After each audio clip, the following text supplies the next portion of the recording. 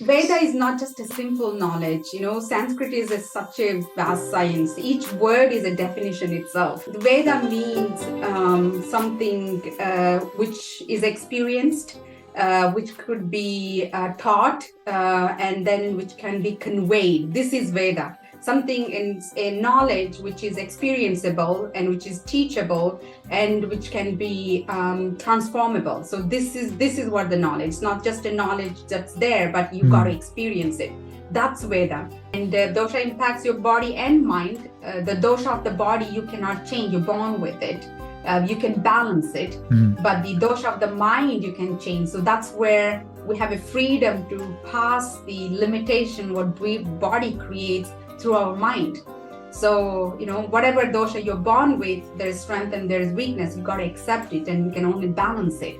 But you can trespass that limitation through your mind. That means freedom from pain, suffering, and ticket to happiness is possible for everybody, regardless of what your constitution is. Hello, everybody, and welcome to Illuminating Dialogues, Episode 9 with Dr. Sujatha Kekada. Thank you for coming on, Dr. Sujatha. You're very welcome, Jhoty. I'm looking forward to this conversation. Awesome.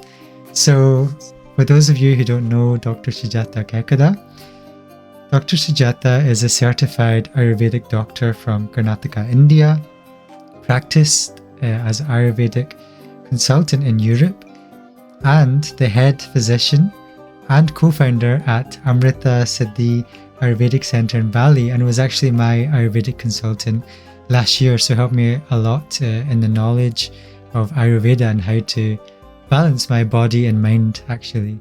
So thank you for coming on.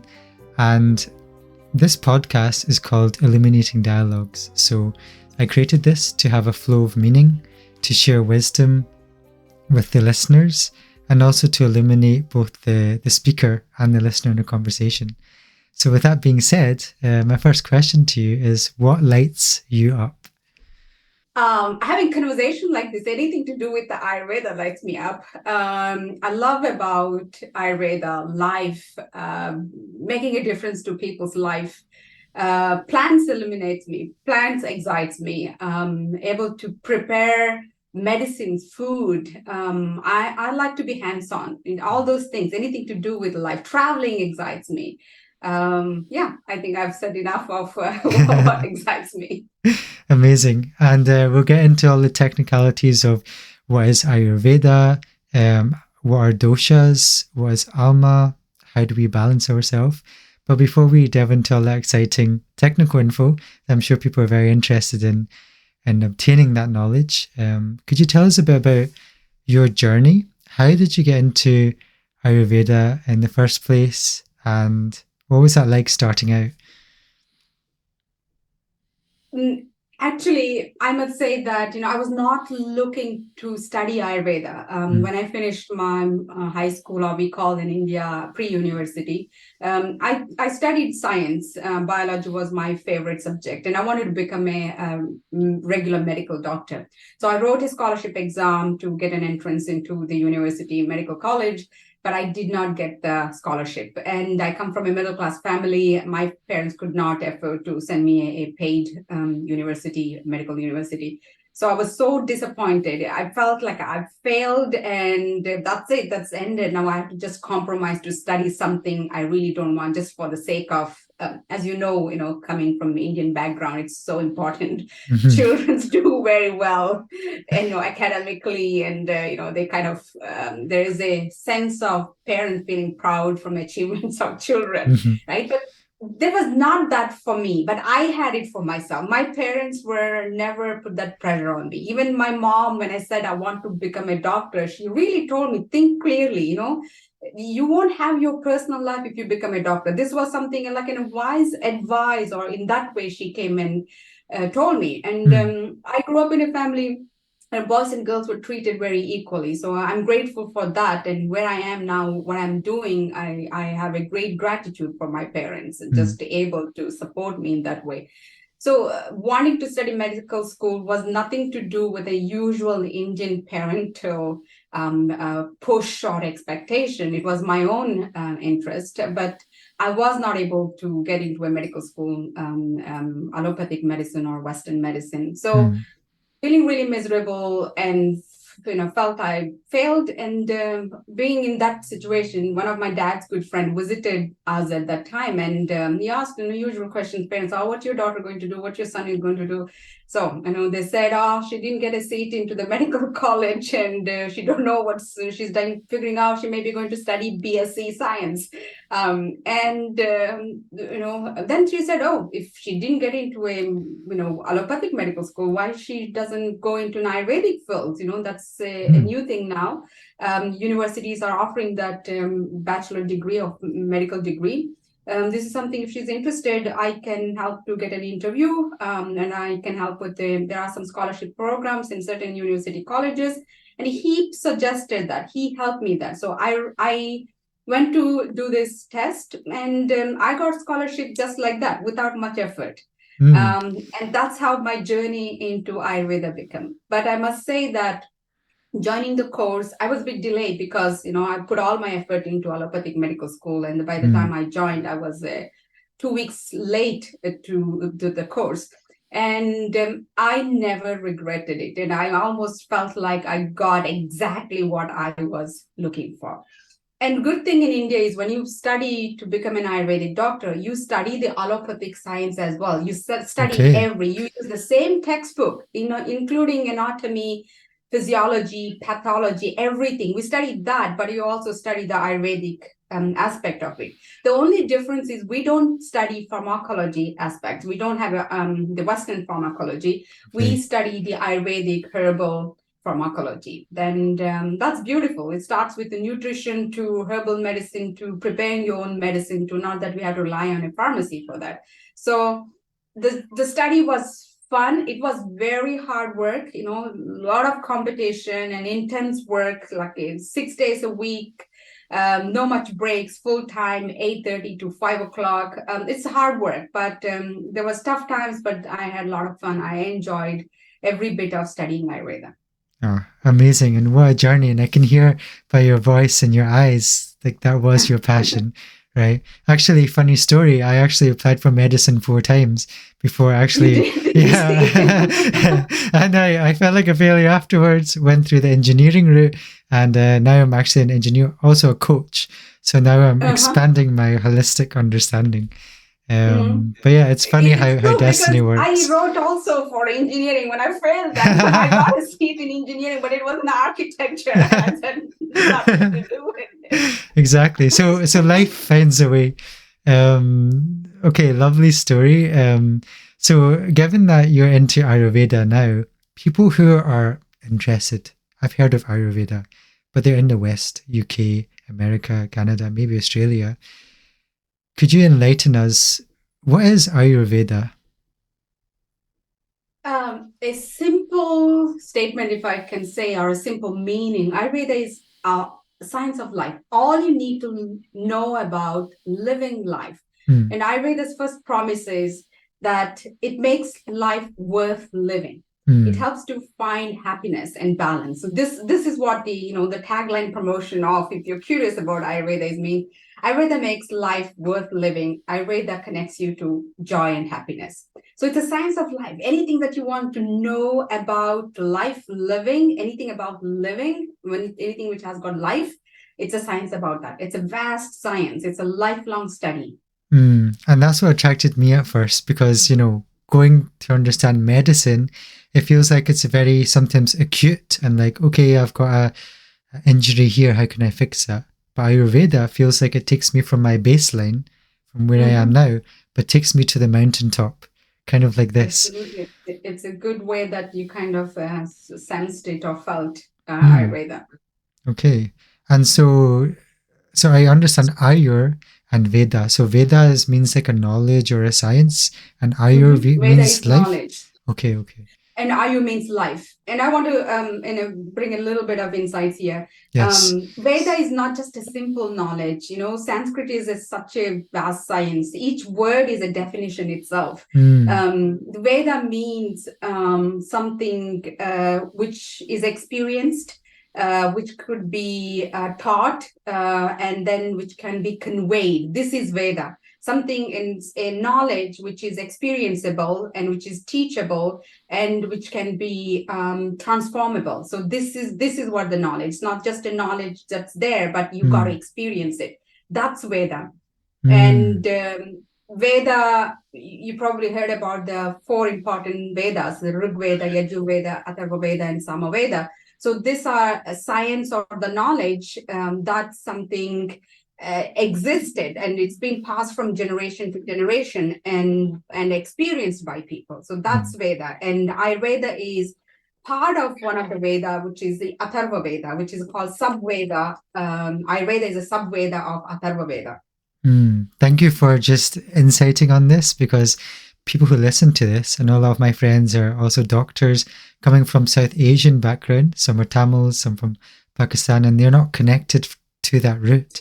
So having that understanding how that knowledge works seems like it's more of a transformative or lived knowledge rather than an intellectual knowledge. Is that correct?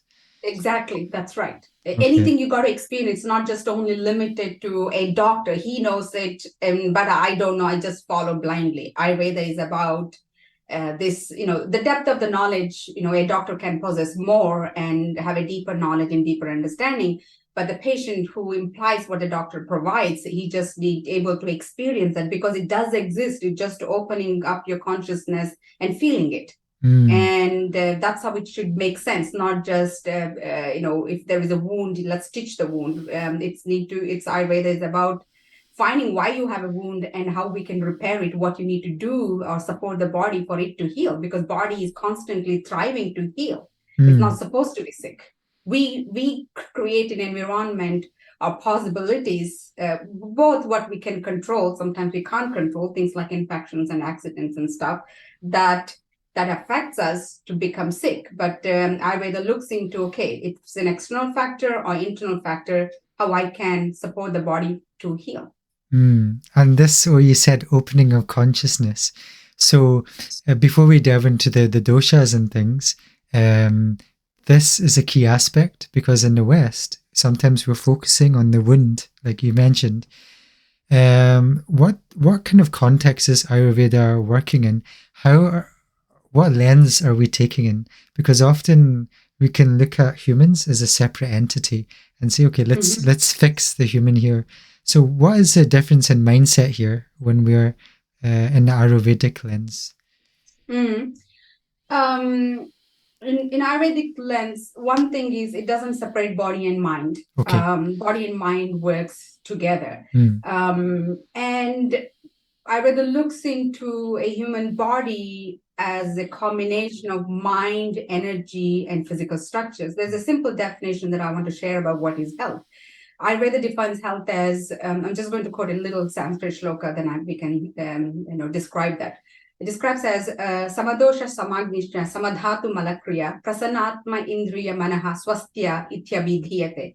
Means a balanced state of doshas, a balanced state of our sense organs, balanced physiology of the organs, and proper functioning of Agni, and a pleasant state of your mind and your spirit. When all those things comes together, that's the perfect experience of health.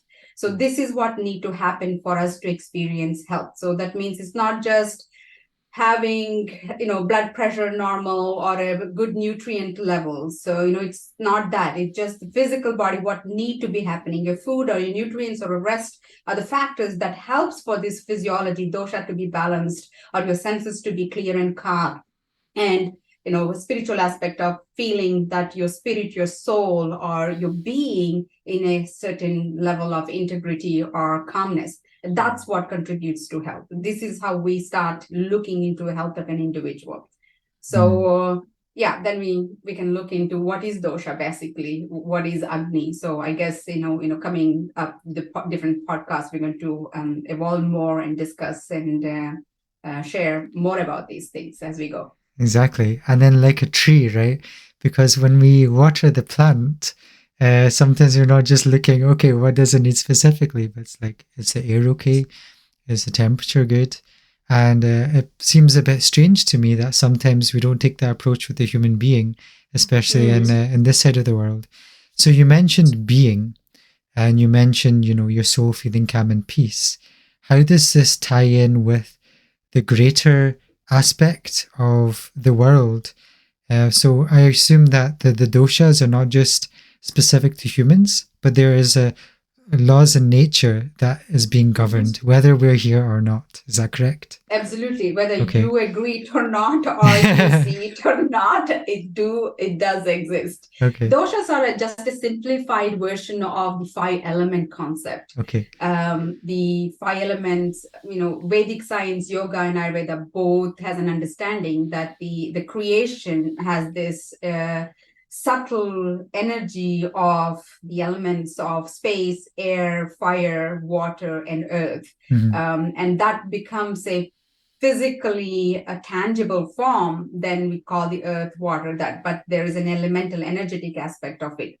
And when life combines with that, and then it becomes dosha. So like doshas are visible in where there is a life. So the Pancha Mahabhuta with life, it gets a form of dosha. Dosha is an active energy. I simply gives understanding for people who have no understanding of dosha. Doshas are simply can be seen as it's a functional principles, it's attributes, which responsible for our physiology and expression.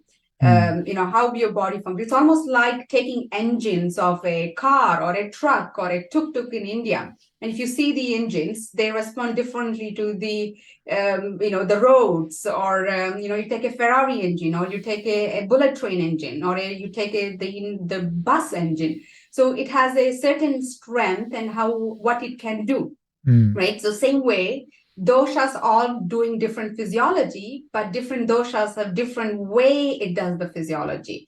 It gives a different expression to the human physical structure, different expression to your mind and capacity of the mind or the weakness of the mind. This is dosha. So dosha is nothing but a simple genetic mapping, genetic predisposition, genes that you are actively having, or some things are suppressed. So that's what dosha is. And dosha impacts your body and mind. The dosha of the body you cannot change, you're born with it. You can balance it, but the dosha of the mind you can change. So that's where we have a freedom to pass the limitation what body creates through our mind. So, whatever dosha you're born with, there's strength and there's weakness. You got to accept it, and you can only balance it. But you can trespass that limitation through your mind. That means freedom from pain, suffering, and ticket to happiness is possible for everybody, regardless of what your constitution is. Amazing. It sounds amazing. So, for the people listening to this who might be first time hearing Ayurveda, if I wind back a bit to talking about this Panch Mahabhuta, I guess you mentioned. Yes, Panch Mahabhuta. Panch Mahabhuta, which is the 5 parts, and then the doshas. So we have this unmanifested part that is there in reality, and then, like you said, it's combining with the physical aspect of us humans to create this dosha, and this dosha then works inside of us humans. So that hopefully will bridge the understanding of the being and consciousness, the way that the maybe the more typical Western side will not expand in that way, the non-human lens. And so now delving into the doshas, how are these playing in the body? What are these doshas, the body and the mind? What are these doshas, and how can we begin to recognize them? Doshas are the simplified expression how when life is combined. So there's a material and then the life force we call. So then living being. Anything so that we can see structural material world is made up of the 5 elements. When combined with the life force, it becomes dosha. For example, there are 3 main doshas, you can say 3 groups of energy doing different physiology in our body. everything that manifests exists is made up of 5 elements, and our body is made up of 5 elements too. But there is certain amount of energy is predominant. Certain elements are more than the other. Like we have a gene expression. Certain genes are stronger, and certain genes are weak or dormant in our body.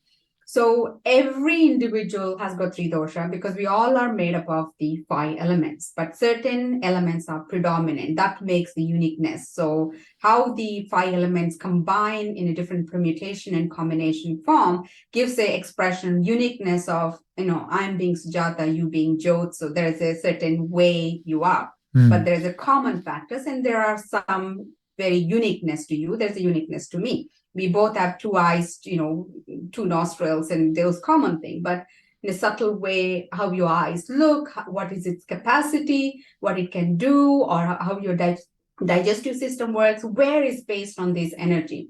So the 3 doshas are Vata, Pitta, and Kapha. Vata is an energy of the space and air. Pitta is the energy of the fire and water. Kapha is the energy of the earth and water. So doshas determine how your physiology works, whether it's a fast metabolism, slow metabolism, or somewhere in the middle. It also defines how your mind works. Are you sensitive to external stress? Are you calm and stable? Are you very intense and sharp focused and ambitious? So this gives the qualities to the mind or your qualities to your physical structure. You can see in your tissues also, whether you have a dry tendency to the body if you're Vata predominant. If you are Pitta, generally you tend to be very hot and tend to be red, sensitive skin, or if you're Kapha, you can have an oily skin, really thick skin, very solid and stable. So this is almost like an expression of the genes, but we call in the language of doshas. And we get this doshic composition, like how we inherit our genes from our parents and our ancestors. Our parents are equally responsible to give the doshic combination for us. So we inherit that from parents. And also, as we know, genes also nowadays, there is a science called epigenetic, the environment, what describes the physiology of your genes or activation of genes. So that means at the time of our conception, what's been going on around in your parents' life or in their body, along with their root dosha, plus the current experience, also contribute deciding your constitution, and you're born with that. So that's your baseline. That's an idea of Ayurvedic science, is maintaining that baseline, because that's where your physiology functions perfect. It's another way to saying the genes, healthy genes you're born with, you want to maintain the environment for genes to thrive and not affect the gene, like in a condition of cancer, when it is overstimulated or surrounded by a negative environment, the gene goes wrong mutation and becomes cancerous or brings out a disease. So basically, understanding dosha is understanding this equilibrium of 3 dosha in your body, and you're trying to maintain that with the right lifestyle, diet, and knowing what's your strength and weakness, which comes from the amount of influence from these doshas. Okay, so there's like a 3 dosha in the body, but am I right in saying there's also 3 dosha in the environment and the food, and in fact, anything that has life force? Anything else, like anything which we can recognize through the lens of Pancha Mahabhuta has an influence of, And the difference between the Pancha Mahabhuta and the dosha is dosha where the life force is there. Okay. So it can be seen in a living thing.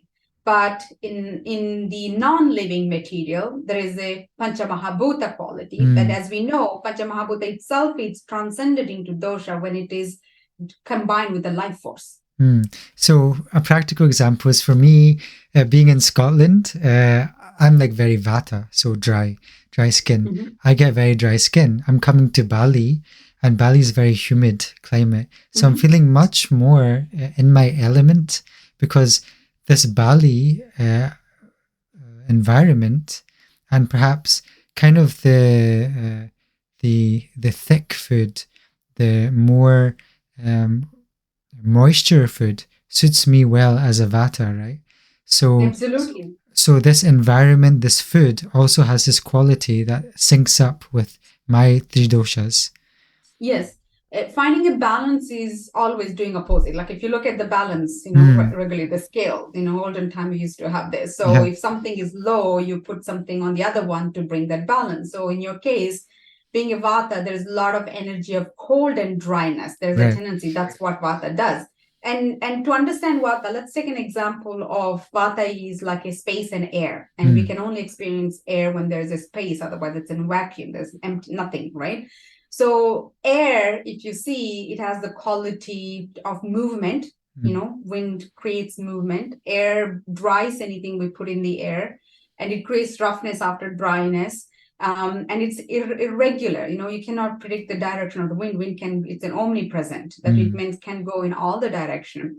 So if you take that quality into human physiology, because we're also, this is a quantum physics, in a quantum level, in a cellular level, if you see how cells function in a vata person, the cellular function could be very quick, very fast, lack of moisture, conductive swiftness in the form of nervous system working very fast. So in this way, this is what creates their personality and physiology, predominantly governed by the energy of the vata. And your balance would be, because you have a natural tendency, because that's what you're emanating. And if you want to keep that in balance, the great qualities of this energy, they're quick, they're fast, they have a lot of ideas, they think faster, learn faster, but they forget faster. So true.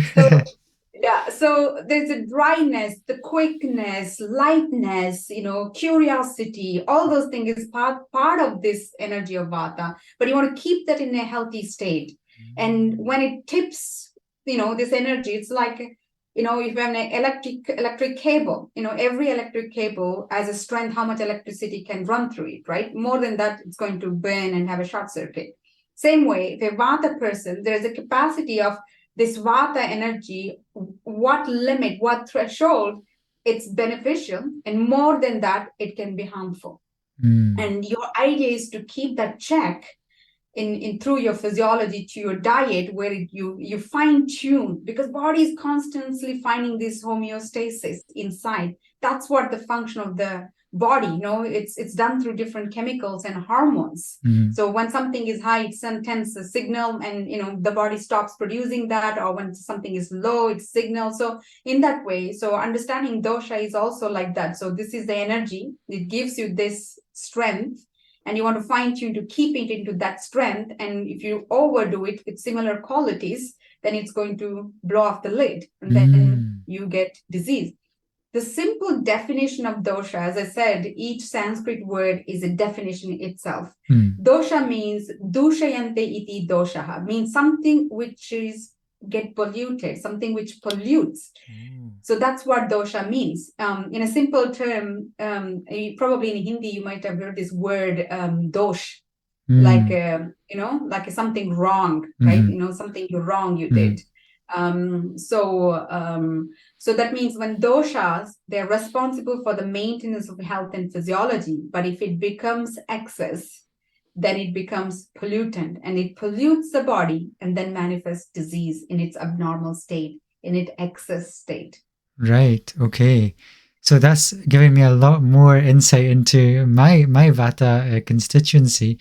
So someone who's now moving on to pitta, someone who's more pitta predominant, I know from our consultation that I can increase my pitta in that regard. So someone who is pitta, or this pitta quality, how does this exhibit in that person, in this quantum field that you mentioned?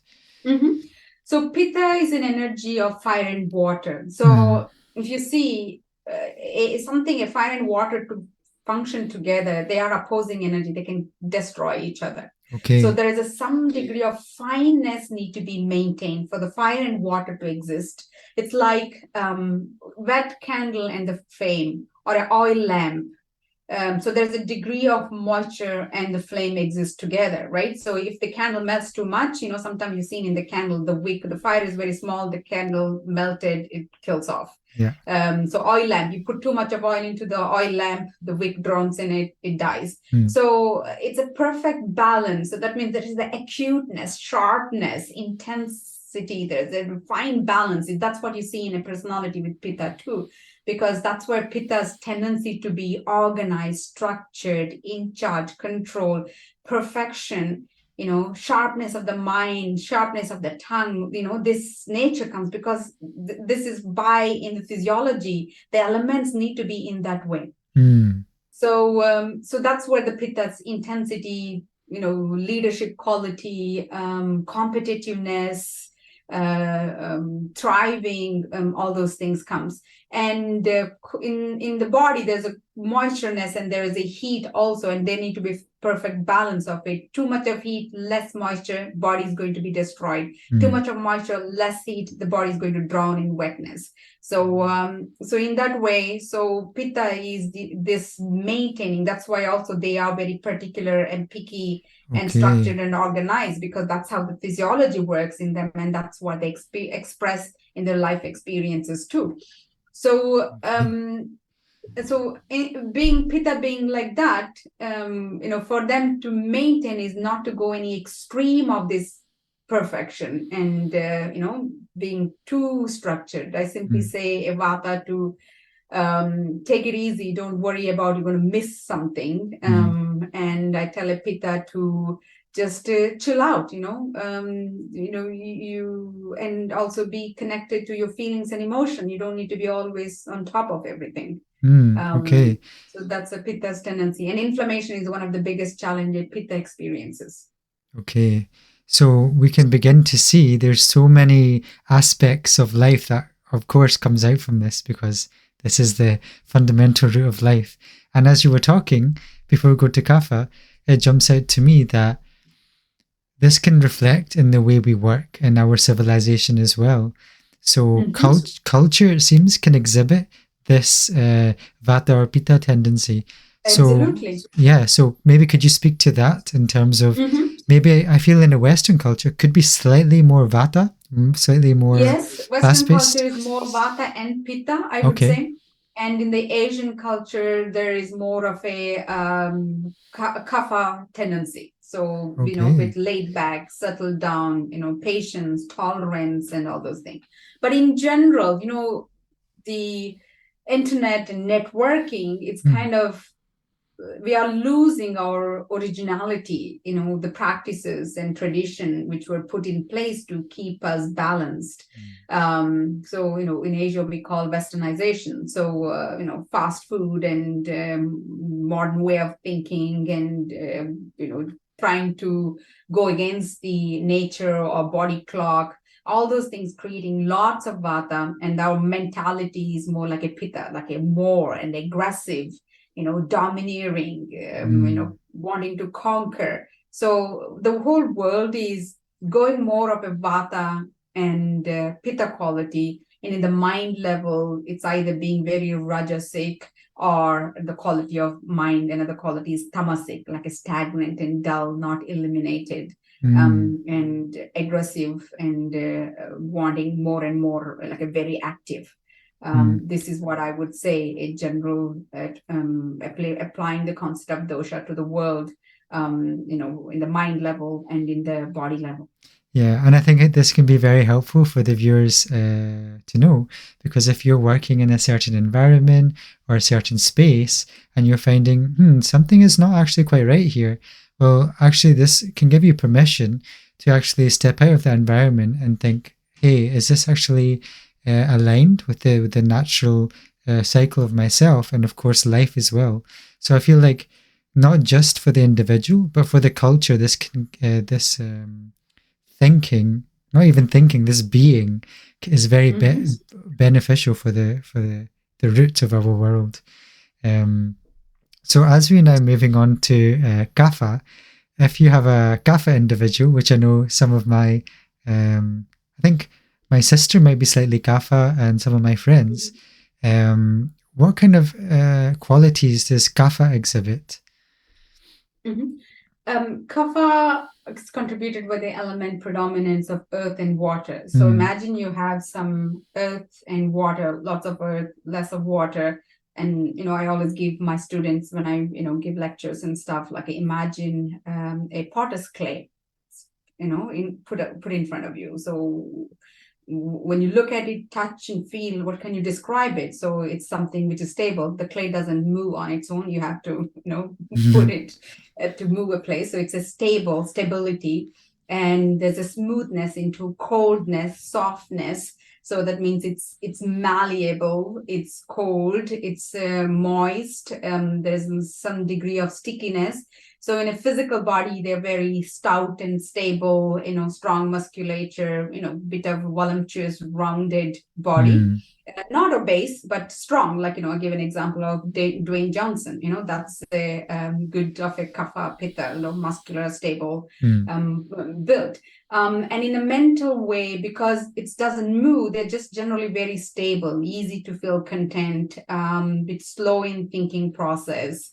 They take a long time to learn something, but they are the one, they never forget anything. Any event or experience, they have a great memory. We compared that to a memory of an elephant. Vata was contrary. They learn things. They love speed and getting things done faster and quicker. Study last minute for exams. This is being Vata, but Kapha can't do it. They get overwhelmed if you need to do anything very fast. They need time. So, slow and steady wins the race is Kapha. So they have challenge to start something, but once they get something, then they're good in following through. But it's hard to get them start something. So physical body, stable, solid, quite good stamina, but not when it comes to speed and quick.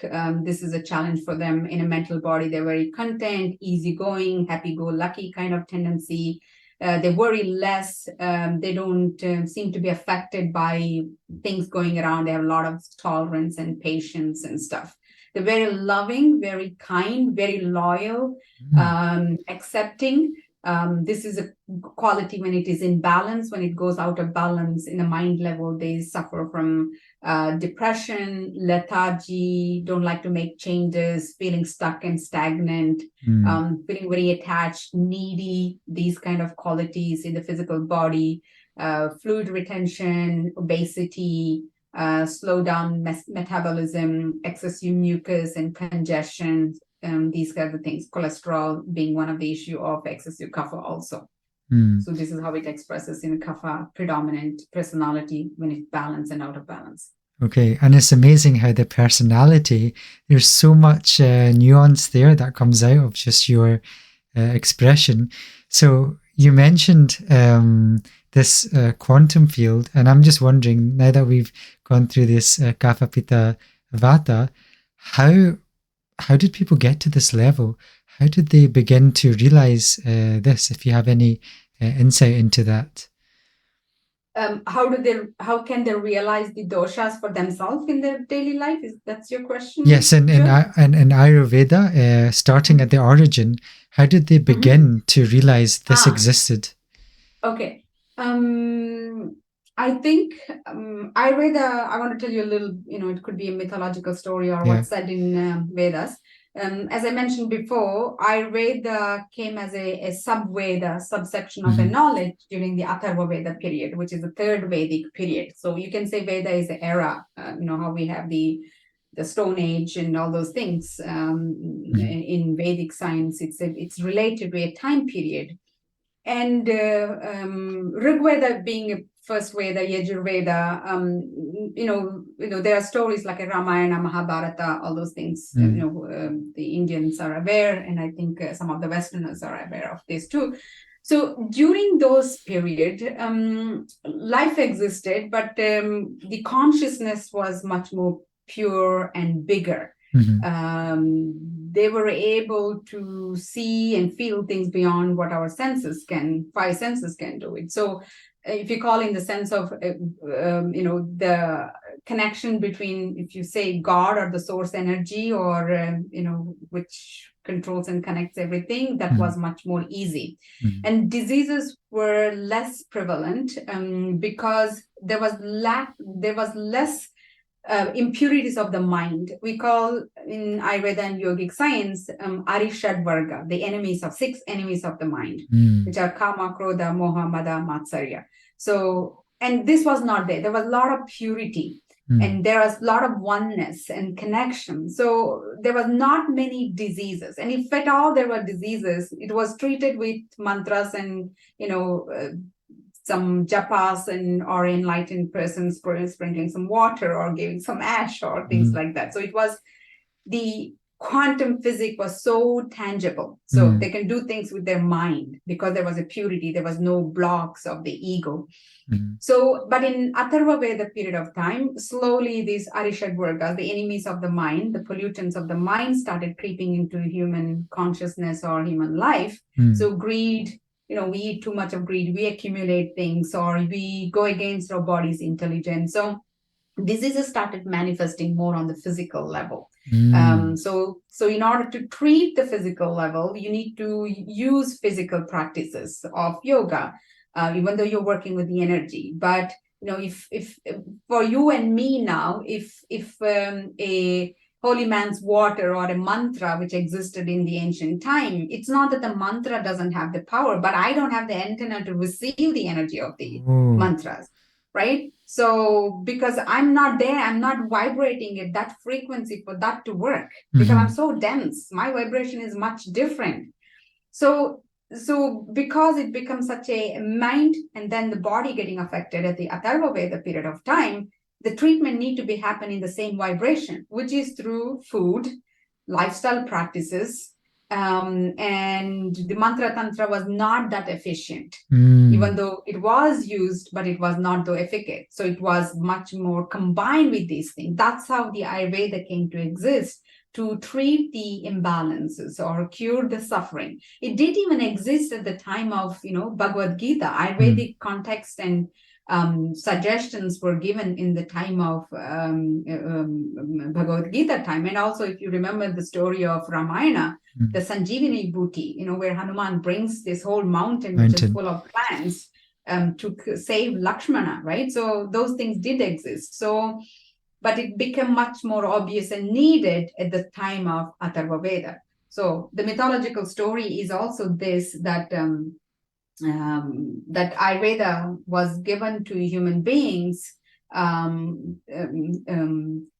through by Dhanvantari, which is an incarnation of Vishnu. And I don't know whether we should talk all these stories here. I think it gives very good. I think it gives very good context about what I'm going to say next. So, absolutely, I think the listeners would be interesting, because this is all about the wisdom.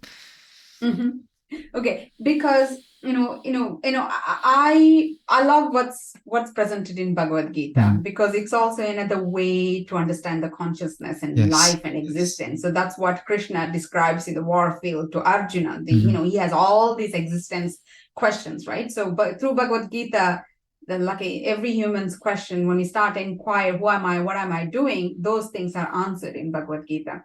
So one of the things in Bhagavad Gita, it said that yada yada yu dharmasya glanir bhavati bharata. So that means whenever there's a darkness prevails on earth, I'm going to come and help. So with that context, when human physical suffering was happening, as it's been promised by the universal God, Dhanvantari, who's an incarnation of Krishna, he brings the science of Ayurveda to, it's referred as a Daksha Prajapati, one of the king, and then, he teaches it to Agnivesha and so on, other disciples, to heal the pain and suffering of the human being because of the Arishad Vargas, the pollutants of the mind, the desire, betrayal, lying, stealing, greed, anger, all those things which started affecting our consciousness and then manifested in a physical way of disease manifestation. So that's where Ayurveda came. And Ayurveda is, as I said, it's a science that's experienced, experimented, and felt and taught, and then it's transferred. So it's the main three person related to Ayurvedic science is called, one is called Charaka, Shushruta, and Vagbhata. So they wrote big treatises or textbooks based on these experience, and their experience not just being in a physical realm, and also through meditation, downloading informations about a plant or a thing, and then they tried it, and then they passed on. So this is how Ayurveda came into existence, to find as a solution to the human suffering, human ignorance. Thank you for giving that context, because the reason I asked that at the beginning was, one, because to see the level of the big picture that Ayurveda takes, because I think people often just compare it to like, what can it do compared to Western medicine and like this. But I really want to expand about where is this coming from? Where's the root of the lens? And the second thing, also, what is the aim in our life that we're using Ayurveda for? I think you mentioned tamas, rajas, and sattva. And so this sattva quality, when you're reaching to that quality, when we're dissolving these negative thinking, we're then able to reach this greater and greater healing abilities. So I wanted to ask, for people who are not familiar with sattva, rajas, and tamas, how does that fit into the aim of Ayurveda in today's world? Okay. I want to say something before I go back into the manogunas, which is the sattva, rajas, and tamas. The aim of Ayurveda, aim of existence, in a bigger picture, described as every individual born who were on earth living life.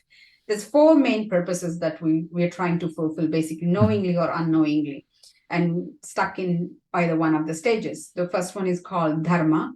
The second one is called artha. Third one is called kama, and then one is the moksha. The moksha is where related to the sattva guna, or liberation, or oneness, connected feeling. There's no separation. So this is the purpose of life. Dharma is understanding who you are, your righteousness, living harmoniously, learning, educating, all those things. That's what we do from life, born in our family, learning from our parents' family, and all those things, understanding life. Then we have artha, the money related stuff, like earning wealth, using our dharma, what is right and what's my values, and using the skills that we have learned, accumulating wealth as a means for experiencing life. And the fulfillment is called kama. We can use the money or other thing to fulfill the desires of our senses, right? That's kama. So most of the time our life persuades in this, dharma, artha, and kama. And once that finishes, what's next? There's a fulfillment. And we do see this fulfillment of senses in different stages for different things in our life. We all have experience as a kid. Certain things were so important we wanted, either it's a toy or a bicycle or a candy or something, right? So you get that. Once we experience it, we don't have the same attachment. After a year, after the Christmas, the toy can be in a corner, and we don't have the same desire or attachment to that. So that means our sensory needs and desire need to be fulfilled, but it need to be fulfilled with the dharma, that's what we incline to or understand, and we agree for myself, for that consciousness that I am in for that time of life. And this consciousness, this dharma, can become bigger and bigger. And as this dharma grows, the artha also can grow, because the having means of financial energy, it's not just being greedy about it, it's what you do with it, right? If you have a right dharma, you can earn all the wealth, and you can use your sattvic mind, and you can use for the good of everybody. So it's not wrong in having wealth or luxury, all those things. So because you need to go through all those things in order to reach the final stage, which is moksha, because you cannot suffer and say, I'm going to be spiritually enlightened. So you need to be in a physical comfort for your mind to be comfortable. You can pass that after you reach that stage where you can just be in the mind and everything else doesn't bother you, like some of these Naga Babas in India, the Ganges, right? So and I said in the before, your doshas you're born with, you can't do anything with it. You're given that, you only can maintain, if you're too dry skin, come to Bali regularly, apply some sesame oil and maintain that. But you can change your mind from being tamas, which is a dull state, no understanding, keep doing the same thing without any meaning, not seeing a bigger picture. And from tamas, you raise up, which is called rajas, where you feel, no, this is not it. I want something different. I can't take it anymore. So, from the depressive, stuck state, you're seeking, I'm had enough, I'm going to bounce up now. That's rajas. The active energy is needed for you to make a change. Bit of a sense of anger and frustration, and in order to make change. And then you look into what I can change. You get a bigger understanding, bigger picture of life, and you do all the practices. There's a group of activities, food, things that you can do to elevate your mind level to the sattvic state. And when you're in a sattvic state, it's not like you're renouncing everything, but you're being still and manifesting. You're joyful, you're happy, you don't feel hindrance, you're not being dull and not doing anything. Because a tamas could look like sattva if you see from the distance. A tamas person could look calm, quiet, not doing. But if you really go and see his personality, how he lives, what he does, and all those things, then you can see the big difference between the tamas and sattva. Okay. So both are still, but it's active with stillness is sattva. There's a purity, there's light, there is enchantment. So that's the state of sattva. So still you're joyful, happy, and you do things effortlessly. There's no struggle. That's the state of sattva. But you do achieve and do things in rajas, where you achieve, you're successful, you have everything, but there's a lot of effort and frustration and intensity. So that's what lacking in being in sattvic state. And this is a really life, sorry to cut you off, this is a very life balance energy. So we were talking about just this dry skin and sesame oil all the way to balancing this whole system. And like you said at the end, moksha, or coming out of this gun state into this nirgun state, if people are interested in that. But just coming back to this, to these gunas and how they relate to the doshas now. What is the link here? To feel sattva, you could be of any constitution, and it could be look like a pure form of, there is a concept of essence of the three doshas in the mind, or in a pure form is called vata's essence is called prana, and that can be sattva, and pitta's essence is called tejas, and which is also a sattvic state, and the kapha's essence is called ojas. That means transformed mind in a sattvic state, it has got a abundance of prana, ojas, and tejas. This is sattva. When a disturbed state of excessive vata, having agitated mind, and a excessive pitta making aggressive mind, and excessive kapha creating dullness of mind, that's an impure state. It reflects in the mind as bad kapha as tamas. And the both vata and pitta in an excess and out of balance state represent rajas, because the manogunas are the rajas and tamas are called mano dosha. The guna is only sattva. So sattva is a sense of three doshas in its best form. Right, and so balancing them can get to the highest form of that dosha. And then ojas is achieved, which is that shininess that maybe we can see in your face or your voice as well, to know that's well balanced. So we mentioned ojas, but also I think earlier you mentioned this concept of ama and agni. And for people who are not familiar earlier on with this ama and agni, what is this and how does that relate to dosha? If your Agni is not good, Agni is you can say, basic metabolism concept. People who have no idea about it, it's another word is the digestive fire. It's the ability to process and transform things. That's the quality of the Agni. So what we are trying to process here, simple thing, is the food we eat transformed into energy, repairing of the tissue and whatever our body needs to survive and exist. So that's what Agni does. We all depend on the food and water and air, basic needs. And when this Agni is not working well, the transformation process of the food that we have eaten or the experiences we have made through our senses is not going to be digested. So, what we call trauma or unprocessed emotion, this is also another form of ama. It's the ama of the mind. Ama means something unprocessed, stagnant, causing trouble in the normal physiology of either your mind or body. That's something sticky, gluey that we don't need in our body, which is incompletely transformed into energy or body tissue. Same thing with the food too. So when your Agni is weak, you're not going to digest the food. And then that becomes this slurry, sticky things which has no identity. Neither your cells can use it as a nutrient, and your body fails to eliminate. So that's ama, and that can create blockages in the channels, or then affecting the circulation of vata, or creating sticky, gluey things, enhancing the quality of kapha, which has that nature, or creating irritation, creating inflammation, enhancing pitta. In this way, ama can contribute to aggravation of the dosha, and then because dosha carries the physiology, it inhibits the physiology of the cells in a micro level, and then the disease manifests, and that reflects in your mind too. And in a very practical way, that the alma is not just I'm going eating KFC and McDonald's and creating alma. Like we said in our consultation, I'm eating the same, for example, cereal, porridge every day. And in Scotland, we can always say, hey, porridge, oats is good. Let's eat it every day. Let's add some seeds, we'll be fine.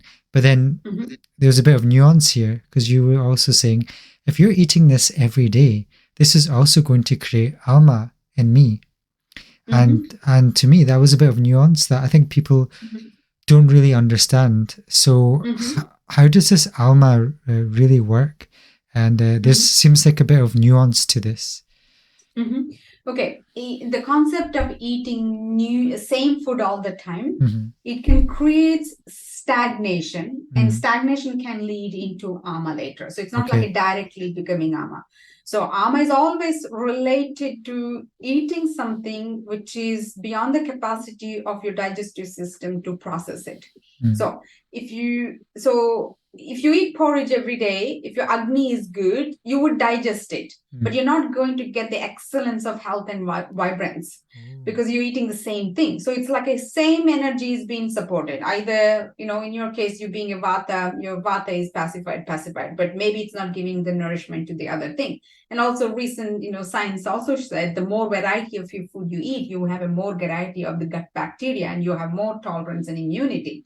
That means you're compromising that without having the same variety. And also, if you're kind of doing the same thing all the time, repetition, it's also a kapha tendency. There's no much, neuroplasticity, you could say. You can link to that. So it's a stagnation with the same energy, same thing. So there is this degree of tamas. You slowly, drop by drop, you accumulate into it. So also nutrition level, you're having a mono diet, not a much variety of nutrients. So in that way, if you're kind of doing that over a period of time, as long as your Agni is good, you're not directly going to form ama, but you're going to reduce your vibrance, your vitality, your nutrient level. And at some point, you're giving the same thing, your body, this is excess, it doesn't have a purpose. Right? When anything is excess and your body cannot transform, then it can become ama. Right. And this goes away back into this science of life, because often we can get into this mindset, especially depends on our environment, of repeat. And like you mentioned before, we can be at the tamas level where we're depressed and maybe we're just repeating the same thing. Rajas, where we're saying, okay, let's do something different. And then the sattvic piece. And as a coach, as a transformative coach, I'm very interested in people's actions. And it seems like this is why I'm drawn to Ayurveda, because it's not just about food, it's not just about sleep. It's also about how you're acting in the world. Are you acting through life in this way? So now that we've talked about, the different doshas, just to slowly wrap up, from a practical level, because we were very philosophical and very theoretical, at Amrita Siddhi, your practice, how are you diagnosing individuals' prakuti, and what are like the common examples you see coming from the Western world? The common practice of if somebody starts in a Ayurvedic lifestyle practice and stuff, there's a group of questions you get to assess the mind and the body and stuff. So I started with that when I started my first practice, but now I kind of, I have 21 years of practice. I don't go through those questions, so I can sense the person, the way the person would walk into it, what questions they ask, how they sit and what do they do. So I can read from my experience. So that's one, gives me a good understanding of what their constitution. For me, to get accuracy, I do the pulse reading. So pulse reading is the one which tells me what goes in your inner world, how your cells are vibrating, with what energy, what's your root doshic prakriti or the original constitution, what's happening in now, what's happening in your mind level, what's happening in your tissues, and dhatu, what we call. So I use that, and also listening to the person, what health issues they have got, what tendencies they have got. I do ask questions to know about their personality, their usual predispositions, their challenges. This gives me an idea to understand their original constitution and what is out of balance. And then from that, I draw an understanding of, okay, this is your baseline, this is your blueprint of who you are, how your physiology works, and what's out of balance and why it is out of balance, and what you can do to bring yourself back to the baseline where your body is fine-tuned to do its work better and gain strength from who you are. So this is how I work. And Western approach, or people only want to see doctor or somebody when there is a problem. So Ayurveda tells it's all like you need to know a manual when you purchase something, so it tells you how you maintain it, right? So seeing an Ayurvedic doctor is like knowing you, and you probably know you, but it doesn't make sense, or you ignore what you know. But Ayurvedic doctor or a practitioner can help you to give you a guideline and insight on how your body mind works and how you can prevent falling ill to a disease or an imbalance or lack of energy, or reduce your sensitivity to stress or challenges, and what you can do to have a healthier, happier life. So this is what a need for an Ayurvedic consultation. You don't need to be sick. Ayurveda mainly tells its intention is to prevention. And then, we fail because of, Ayurveda says, the big cause of disease in a generalized way is called prajna parada, like a consciously doing mistake. Are you going against your consciousness? That's called prajna aparada. Prajna is consciousness, aparada is doing wrong. So we know a certain degree, I should not be going to bed too late. I should not be eating. I'm not hungry. But I should not be drinking more coffee or whatever that is, but we go against it. So prevention is, Ayurveda's motto, and then prevention failed because of the Prajnaparada, then it intervenes as a medical system. And so people go in with this mindset of, let's fix this, but then they come away maybe with like, oh, my whole life can balance in this different sense, and they have this holistic view. And that's certainly what I came away with from your practice. So just as we start to wrap up, is there any common, really practical things that you think people could take away with from the Western world, that they could look at their life and maybe look at how to balance this and common ailments that you've seen? As knowing the Western world, even in Asia, it's not much different now, unless maybe in villages and some cities they're all the same. Jhoty. So the simple thing that we can be mindful of is listen to your body, in the sense following the rhythm of the nature. Wake up time, bedtime, eating when you're hungry, taking space to feel what's going on in you, not being in reaction all the time, and paying attention to at least make one meal a day yourself and cook and eat. Don't buy things from the can or something. The food which looks in its natural form. Try to eat this. I think instead of going in detail of superfood and this many vitamins and that and this, if you could eat simply your own food in its natural form, eat when you're hungry, go to bed before 11 o'clock, exercise daily basis, and take time to stay still and quiet. If we could do this, I think a lot of trouble from disease and stress easily could be taken. It's not that difficult to be healthy. That's what I would say. Amazing. And where can people find out about their prakuti if they're interested? If you want to do a questionnaire, I think somewhere in our website there is a link to a questionnaire. We have formed this questionnaire, looked into many questionnaires, and we saw some flaws and things, and we created a questionnaire. So if you kind of know a bit well about Ayurveda, you can answer this questionnaire to simply, if you don't have any health issues and you're not confused, this is good enough to start point. So it's in our website. Maybe I can send you a link and you can give the link. And I'll put the link in the description below.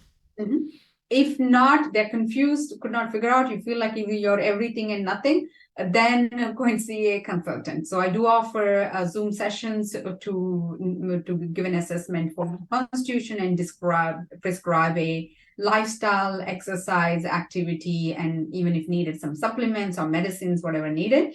And also you could, if you're not just the constitution, but if you feel like you used to be something and you're completely different, you can't feel and know who you are right now, that indicates that your dosha is completely out of balance. You become into something else. So you need to fix the imbalance before you can go and maintain your original constitution. So for both the purposes, you can reach out to Amrita Siddhi or, use the link that Jhoty will be giving you. So we can do a Zoom consultation, or you can just start with the questionnaire link that we will be providing. Perfect. So yeah, if you'd like to get into contact with Dr. Sujatha, I'll put a link in the description below.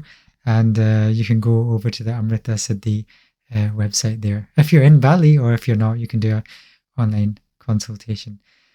Well, thank you so much. So much wisdom, so much knowledge today. I really enjoyed our conversation, and hopefully we can do this again sometime.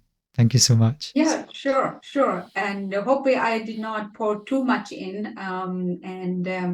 And the listeners, any topics or interest you're in, it's a great thing you're doing, Jhoty, because my dream is also bring the knowledge of Ayurveda to the world and make life easy for everyone. And I do believe that just tuning into that and stepping back and listening to ourselves, a lot of things could be easy and beautiful. So thanks for being part of that. And we'll have many more conversations like this. Okay, super. Thanks, everybody.